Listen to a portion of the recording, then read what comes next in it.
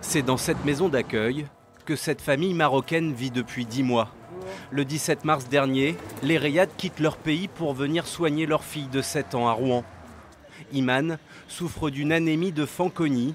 Son système immunitaire est très faible et elle doit rapidement recevoir une greffe de la moelle osseuse pour guérir.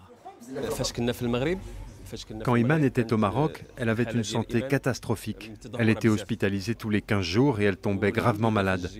Depuis qu'elle est en France, Dieu merci, sa santé va beaucoup mieux car elle peut prendre des médicaments qui n'existent pas au Maroc. La sécurité sociale du Maroc aurait déjà versé 250 000 € au CHU de Rouen pour les soins médicaux.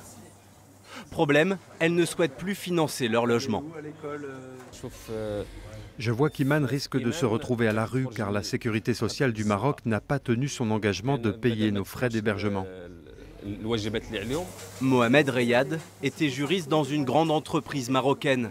Avec sa femme, ils ont tout quitté pour soigner leur fille. Sans revenus, ils seront sans domicile le 31 janvier. Mais pour eux, comme pour les médecins rouennais, un retour au Maroc est inenvisageable. Il est indispensable qu'elle puisse accéder rapidement à une structure de soins spécialisée telle que la nôtre. Un retour au Maroc me semble prématuré.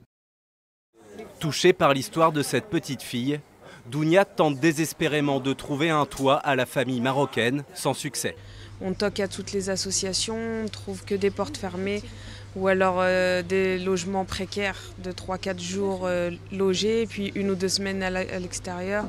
Leur but, c'était pas de rester en France, ils souhaitent retourner dans leur pays une fois soignés, mais le fait de venir plein d'espoir et retrouver en fait peut-être des situations pires que ce qu'ils ont laissé, ça m'attriste. Lueur d'espoir dans ce brouillard, Iman devrait être scolarisée dans cette école élémentaire dès la semaine prochaine.